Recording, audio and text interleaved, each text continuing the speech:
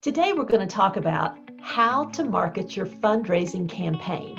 I'm going to give you some ideas of things that I think are really important that you need to do.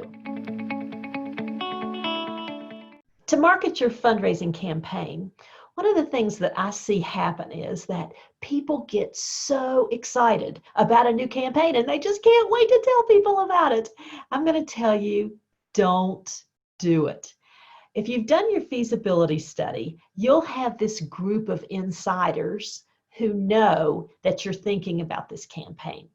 If you've done that feasibility study, those people will be so excited about it. And it's okay if they tell other people. But what you don't want to have happen is that it gets announced publicly. This new building is going to happen. This piece of property, this piece of equipment, whatever. Because what happens is that when we do a large capital campaign, when we get near the end of it, people start kind of losing their enthusiasm. They've had all this energy that they've put into it, and then they don't have that energy anymore. So we don't want that to happen. In the past, organizations have been in that quiet phase for a number of months. It doesn't matter how many months as much as how much money that you've raised. In the past, when people had raised 50% of the total amount for a capital campaign, they would say, okay, we can tell people about it. But today, up until people have raised as much as 70% of the total amount, they stay in that quiet phase. They don't announce it publicly. So I give you caution if we're talking about you announcing this campaign publicly. So just keep it quiet for just a little while. Okay, so that's the number one thing. Don't go out there and shout it from the highest mountaintop. Number two, for you to be able to market your fundraising campaign, you need to be sure you have a campaign committee. That's another thing that I see that nonprofits don't do. They don't get a campaign committee together. Here's what it does for you. When you get that campaign committee together, you've got a group of volunteers. Now, you might have a couple of board members, which I would suggest that on your campaign committee, but you've got volunteers throughout the community. These are people who are passionate about this project, about this campaign, about what you're getting ready to do. What these volunteers will do is they will be the mouthpiece out in the community. And you know how we love it when somebody whispers to us. So here they are whispering to these people because we're still in the quiet phase. They're whispering to them and saying, you won't believe what this nonprofit's doing. Won't you join me in giving?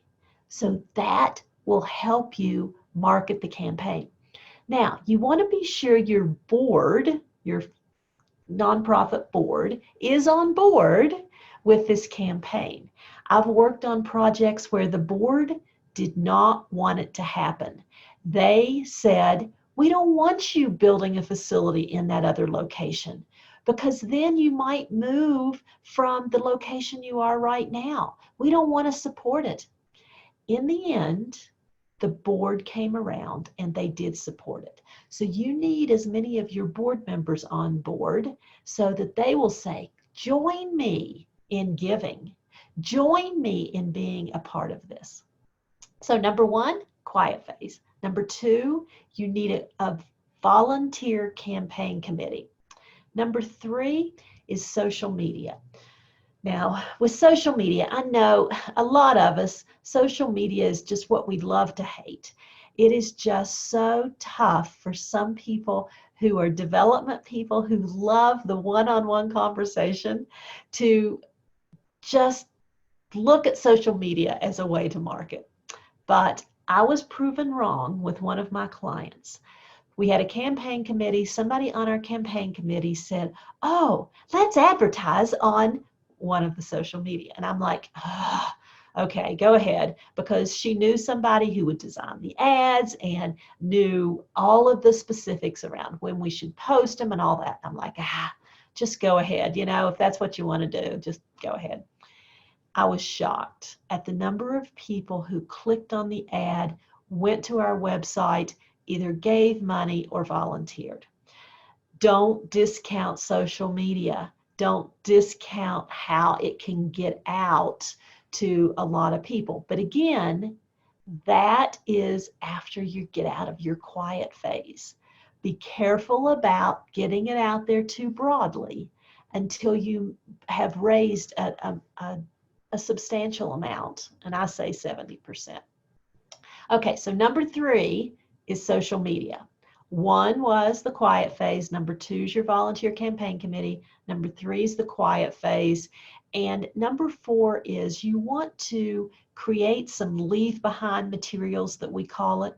And so whether it is a campaign feasibility type document. So it's you look at this campaign and say, oh, we did a feasibility study and this is the case for support for this campaign. Now you have your case for support for your nonprofit, but having a case for support based on that feasibility study that you did. And then the last thing is, don't count out corporate sponsors. Corporate sponsors, even though they might be a small percentage of the amount that's given to your campaign, they will help you market it. So at the bottom of their emails, they may say, support X nonprofit, we are.